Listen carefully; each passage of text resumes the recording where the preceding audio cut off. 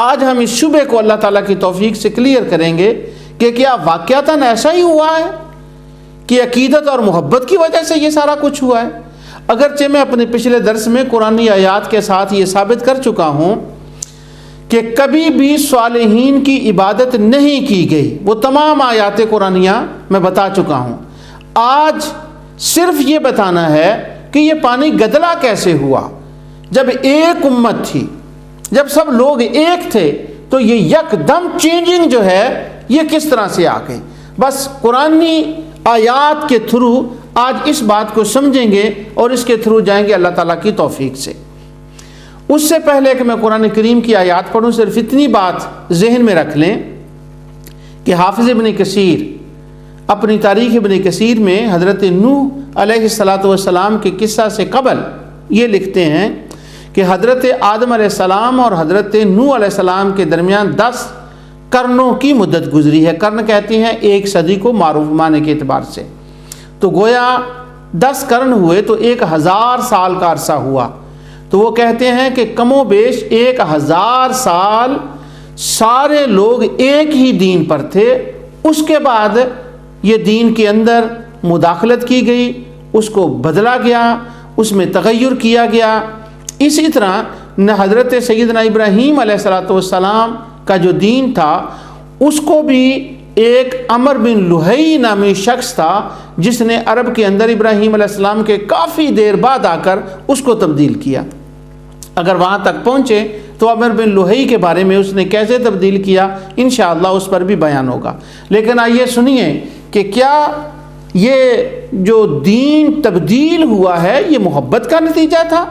اس کی کیا اس کی بیک گراؤنڈ ہے؟ سب سے پہلے میں قرآن کریم کی آیت جو ہے وہ میں پڑھتا ہوں۔ یہ سورہ الطور اور اس کی آیت نمبر 30 ہے، 29 اور 30، لیکن 30 کو بعد میں کریں گے، پہلے 29 کو پڑھتے ہیں۔ اللہ تعالیٰ فرماتا ہے فَذَكِّرْ فَمَا أَنْتَ بِنِعْمَةِ رَبِّكَ بِكَاهِنٍ وَلَا مَجْنُونٍ۔ ترجمہ، اللہ تعالیٰ فرماتا ہے سو اے حبیب مکرم صلی اللہ علیہ وسلم، آپ نصیحت فرماتے رہیں، تذکیر کرتے رہیں، آپ اپنے رب کے فضل و کرم سے نہ تو کاہن ہیں اور نہ دیوانے۔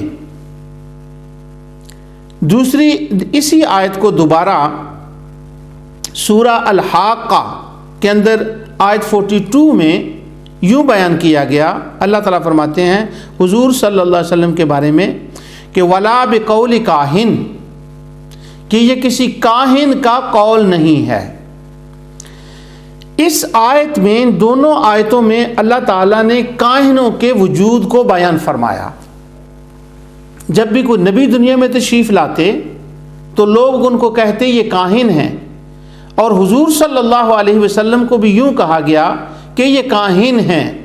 تو اللہ تعالیٰ نے اس کا رد فرمایا کہ آپ اپنے رب کے فضل سے کاہن نہیں ہیں۔ اب یہ جو فرمایا گیا کہ آپ اپنے رب کے فضل سے کاہن نہیں ہیں، اس کا کیا معنی ہے اور یہ کیوں فرمایا گیا؟ یہ اس لیے فرمایا گیا کیونکہ لوگ حضور صلی اللہ علیہ وسلم کو کاہن کہتے تھے اور وہ جانتے تھے، اس لیے اللہ تعالیٰ نے اس کا رد فرمایا کہ آپ اپنے رب کے فضل سے کاہن نہیں ہیں۔ یہ کاہن کیا چیز ہوتی ہے؟ عرب میں اور عربوں سے پہلے کچھ لوگ وہ تھے کہ جو شیطان سے کسی ذریعے سے اپنی دوستی بنا لیتے۔ جب وہ دوستی بناتے تو جنات ان کے پاس آ کر کچھ ایسی خبریں دیتے جو خبریں عام انسانوں کے بس میں نہ ہوتی تھیں، ہو ہی نہیں سکتی تھی۔ اور وہ خبریں کیسے لاتے اور وہ کیا خبریں تھیں، اسی کو میں قرآن کریم سے آپ کو تلاوت کر کے آیات جو ہیں ان کو میں پڑھ کر سناتا ہوں۔ آئیے سب سے پہلے سورہ جن میں اللہ تعالیٰ نے جو بیان فرمایا اس کو پڑھتے ہیں۔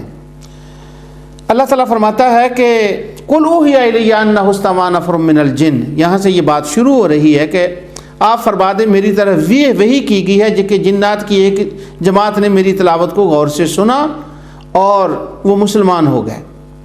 اب جب وہ مسلمان ہوئے تو پہلی سورہ جن کی آیتوں میں 10 آیتوں میں وہ اپنا بیان کرتے ہیں، اپنا کہانی بیان کرتے ہیں کہ ہم کیا تھے اور کیا کرتے تھے۔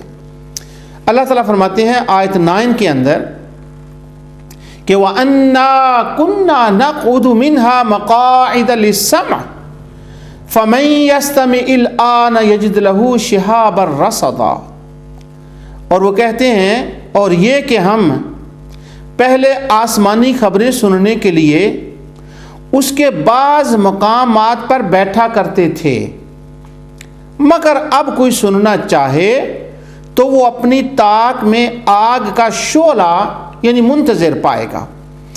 اس آیت میں یہ صراحت ہے کہ وہ کہتے ہیں کہ ہم باتیں سننے کے لیے، ملائکہ کی باتیں سننے کے لیے بیٹھا کرتے تھے، وہاں پر آسمان کے قریب انہوں نے کچھ اڈے بنا رکھے تھے اور وہاں سے وہ باتیں سنتے، اور باتیں سننے کے بعد وہ کیا کرتے۔ اب میں کاہنوں کی طرف آ رہا ہوں کہ ان کا نالج وہ کیا تھے اور ان کا سورس آف نالج کیا تھا۔ اب آئیے سورہ الشعراء میں اللہ تعالیٰ فرماتے ہیں آیت 2-1 سے لے کر 2-3 تک، هل انبئکم علی من تنزل الشیاطین، اللہ تعالیٰ فرماتے ہیں کیا میں تمہیں بتاؤں کہ شیطان کس پر اترتے ہیں؟ تنزل علی کل افاک اثیم، وہ ہر جھوٹے بہتان تراس اور گناہ گار پر اترتے ہیں، اور اتر کر وہ شیاطین کیا کرتے ہیں؟ یلقون السمع واکثرهم کاذبون، جو انہوں نے بات وہاں سے سنی ہوتی ہے وہ آ کر ان کے کان میں ڈال دیتے ہیں۔ کن کے کان میں؟ کاہنوں کے کان میں، جو ان کے دوست ہیں ان کے کان میں وہ آ کر بات ڈال دیتے ہیں جو انہوں نے سنی ہوئی ہو۔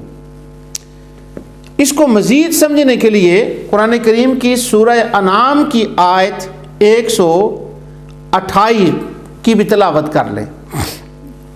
اللہ تعالیٰ فرماتے ہیں وَيَوْمَ يَحْشُرُهُمْ جَمِيعًا يَا مَعْشَرَ الْجِنِّ قَدِ اسْتَكْثَرْتُم مِّنَ الْإِنسِ وَقَالَ أَوْلِيَاؤُهُم مِّنَ الْإِنسِ رَبَّنَا اسْتَمْتَعَ بَعْضُنَا بِبَعْضٍ وَبَلَغْنَا أَجَلَنَا الَّذِي أَجَّلْتَ لَنَا قَالَ النَّارُ مَثْوَاكُمْ خَالِدِينَ فِيهَا إِلَّا مَا شَاءَ اللَّهُ إِنَّ رَبَّكَ حَكِيمٌ عَلِيمٌ۔ ترجمہ، اور جس دن اللہ تعالی جمع فرمائے گا سب کو جمع فرمائے گا، یعنی جنوں کو انسانوں کو، یا معاشر الجن جمع فرمائے گا تو ارشاد ہوگا اے گروہ جنات یعنی شیاطین، بے شک تم نے بہت سے انسانوں کو گمراہ کر لیا،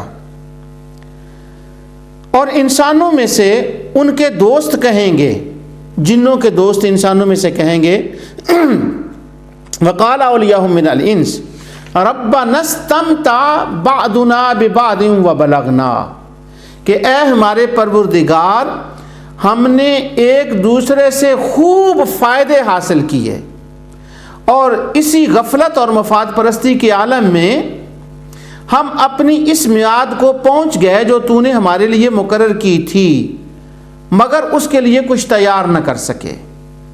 تو قال النار مثواکم خالدین فیہا الا ما شاء اللہ، تو اللہ فرمائے گا اب تمہارا ٹھکانہ جہنم ہے، تم اس میں چلے جاؤ۔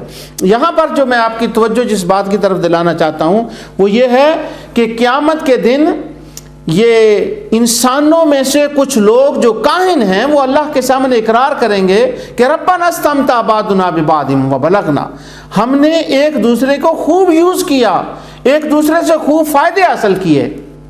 جنوں نے کیا ان کو فائدہ پہنچایا؟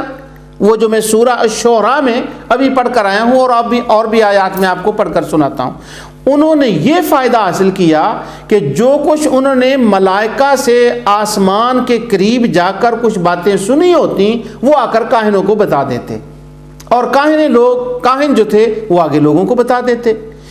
اور اس کے ساتھ وہ جو جن تھے وہ شرکیہ عقیدہ اور شرکیہ باتیں، اسلام کے خلاف باتیں، اور جو اللہ تعالیٰ نے صاف اور دین عطا فرمایا تھا اس میں گڑبڑ کرنا، تغیر کرنا، یہ ان کاہنوں کو کہتے کہ تم یہ ہمارے لیے کام کرو، ہاں اس شرط پر ہم تمہیں خبریں دیں گے۔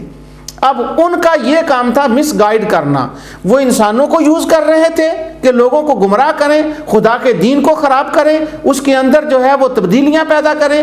وہ کاہن ان کے کہنے سے یہ کرتے، اور کاہنوں کو فائدہ کیا ہوتا کہ جب وہ لوگوں کو یہ غیب کی خبریں بتاتے جن میں سے بہت سا جھوٹ جو تھا وہ اپنی طرف سے اس کے اندر ملا لیتے، جب اس کے اندر وہ بہت سا جھوٹ جو تھا وہ ملا لیتے تو کیا ہوتا کہ ان کو مالی فوائد جو تھے وہ مل جاتے اور وہ اپنے مالی فوائد کو حاصل کر لیتے، وہ اس طرح سے ایک دوسرے کو یوز کرتے۔ ابھی تک جو آپ نے جان لیا ہے وہ یہ ہے کہ کاہنوں کا تعلق جنوں کے ساتھ تھا اور جن ان کو یوز کرتے تھے، اور جنوں کے کہنے پر وہ لوگوں کو غلط تبلیغ کرتے تھے۔ اب یہ قرآن کریم کے سورہ ہجر کے اندر بھی آیا ہے، لیکن میں صرف ایک مقام اور پڑھتا ہوں پھر آگے چلتے ہیں۔ یہ سورہ صافات ہے، یہ تقریباً مضمون وہاں بھی آ چکا ہے سورہ ہجر کے اندر بھی۔ اللہ تعالیٰ فرماتے ہیں یہ والصافات صفا، قسم ہے قطار در قطار بستہ جماعتوں کی۔ یہاں سے یہ مضمون شروع ہو رہا ہے۔ اب میں ساری آیات نہیں پڑھتا، یہاں سے میں شروع کرتا ہوں آیت 6 سے۔ اللہ تعالیٰ فرماتے ہیں اِنَّا زَيَّنَّا السَّمَاءَ الدُّنْيَا بِزِينَةٍ الْكَوَاكِبِ وَحِفْظًا مِّن كُلِّ شَيْطَانٍ مَارِدٍ، بے شک ہم نے آسمان دنیا یعنی پہلے قرہ سماوی کو تمام ستاروں اور سیاروں کی زینت سے آراستہ کر دیا، بزینۃ الکواکب وحفظا من کل شیطان مارد، اور انہیں ہر سرکش شیطان سے محفوظ بنایا۔ اب آیت 9 کی طرف آپ زیادہ دھیان دیں، لا يسمعون الى الملأ الاعلى ويقذفون من كل جانب، اور وہ شیاطین عالم بالا کی طرف کان نہیں لگا سکتے اور ان پر ہر طرف سے انگارے پھینکے جاتے ہیں۔ دحور ولہم عذاب واصب، ان کو بگانے کے لیے اور ان کے لیے دائمی عذاب ہے۔ اب جو آیت 10 ہے اس کو ذرا دھیان سے سنیے، الا من خطف الخطفۃ فَأَتْبَعَهُ شِهَابٌ ثَاقِبٌ، مگر جو شیطان ایک بار جپٹ کر فرشتوں کی کوئی بات اچک لے تو چمکتا ہوا انگارہ اس کے پیچھے لگ جاتا ہے۔ یہ سورہ صافات جو ہے اس کی میں نے آپ کے سامنے آیت تلاوت کی ہے۔ اب یہاں سے یہ بات پھر آپ کے سامنے واضح ہو گئی کہ جو شیاطین تھے، جن جو تھے وہ جاتے اور جا کر ملائکہ کی باتیں سنتے اور سن کر وہ آ کر ان کو بتاتے، جو ان کے تھے دوست کاہن، اور وہ آگے لوگوں کو بتاتے۔ اب جو وہ بتاتے ان میں سے کچھ بہت سا جھوٹ ملا لیتے اور لوگوں کو بتا دیتے۔ اب کاہن مثال طور پر یوں کہتے، ملائکہ سے انہوں نے کوئی بات سنی ہوتی، جنہوں نے، وہ آ کر بات کرتے، ملائکہ یوں بات کر رہے ہیں کہ فلاں دن ایک آدمی فوت ہو جائے گا اور اس آدمی کا نام علم دین ہے۔ علم دین ویسے میں نام لے رہا ہوں، علم دین فوت ہو جائے گا۔ ملائکہ سے کاہنوں نے بات سنی، انہوں نے آ کر ان کے کان میں ڈال دی، جنات نے بات سنی اور کاہنوں کے کان میں ڈال دی۔ اب انہوں نے کسی کو بتایا کہ یہ بات ہے بھئی علم دین فلاں دن فوت ہو جائے گا، اور وہ واقعی فوت ہو گیا۔ اب لوگوں کا یقین جو تھا وہ ان کاہنوں کے اوپر اتنا پختہ ہو گیا کہ ہاں جو یہ بات کہتے ہیں وہ سچ ہو جاتی ہے۔ اور کبھی تو وہ کاہنوں کے ذریعے سے یہ بات کرتے، اور پچھلی گفتگو میں تفصیل سے بتا چکا ہوں کہ کبھی وہی جنات جو انہوں نے ملائکہ سے باتیں سنی ہوتی وہ بتوں کے اندر داخل ہوتے اور بتوں کے اندر بولتے، اور لوگ بتوں کو بولتا ہوئے سنتے، اور جب وہ بت کچھ کہتے کہ علم دین فلاں دن مر جائے گا تو وہ کہتے ہاں یہ جو کچھ کہہ رہا ہے یہ درست ہے، تو یوں ان کا بتوں پر اعتقاد ہو جاتا اور یوں ان کا کاہنوں پر اعتقاد ہو جاتا۔ اب کاہنوں کی اور بتوں کے اندر سے بولنے کی وجہ سے وہ گمراہی پھیلی، اور جو وہ جن کہتے لوگ ان کو مان لیتے، کیونکہ واقعتاً بعض دفعہ وہ بات ویسے ہی ہو جاتی جیسے انہوں نے کہی ہوتی تھی۔ آپ نے ان کے اندر آیات کے سنا کہ وہ سنتے، ان کو انگارے پڑتے اور وہ بھاگتے، لیکن آتے آتے پھر بھی کچھ نہ کچھ الا من خاطف الخطفہ، وہ کوئی نہ کوئی بات اچک لیتے، کوئی سن ضرور لیتے۔ اس سورہ ہجر کی تفسیر کے اندر علامہ ابن حجر اسقلانی فتح الباری میں یہاں پر جہاں سورہ ہجر کی تفسیر اس کا جنات کے بارے میں آتی کہ وہ سنتے ہیں، وہاں پر اس کی تفسیر میں وہ ذکر کرتے ہیں کہ کیا نبی کریم صلی اللہ علیہ وسلم کے تشریف لانے کے بعد یہ سلسلہ ختم ہو گیا کہ اب کوئی جن آسمان میں جا کر بات سن ہی نہیں سکتا؟ نہیں، الا من خطف الخطفہ، مگر جو وہ اچکلے۔ اب بھی جن جا کر باتیں سنتے تو ہیں اور کچھ نہ کچھ وہ سن کر لاتے ہیں، لیکن فرق اتنا پڑا ہے۔ علامہ اسقلانی کہتے ہیں کہ پہلے جب انگارہ ان کے پیچھے چلتا تھا تو بہت دفعہ جو انگارہ تھا اس کی خطا جو تھی، اس کا نشانہ جو تھا وہ خطا ہو جاتا، لیکن حضور کے آنے کے بعد اب اکثر و بیشتر جب انگارہ ان کے پیچھے بھاگتا ہے تو وہ عین نشانے پر لگتا ہے، تو ان کے سننے میں بہت کمی آ گئی، لیکن کمپلیٹلی فنش نہیں ہوا۔ اگر کمپلیٹلی فنش ہو گیا ہوتا تو خود نبی کریم صلی اللہ علیہ وسلم کے زمانے میں کوئی کاہن ایسی انفارمیشن نہ دے سکتا، اور آج کوئی کاہن ایسی انفارمیشن نہ دے سکتا۔ جادوگروں کے اندر یہ کبھی کوئی معاملہ نہ ہوتا، جو غیر مسلم جو بتوں کے اندر ہے وہ کبھی معاملہ نہ ہوتا، جو کوئی جوگی کر رہے ہیں، لیکن ابھی وہ سلسلہ چلتا تو ہے لیکن اس کے اندر بہت کمی آ گئی ہے، لیکن حضور صلی اللہ علیہ وسلم کے زمانے کے آنے کے بعد یہ اس میں کمی آئی ہے۔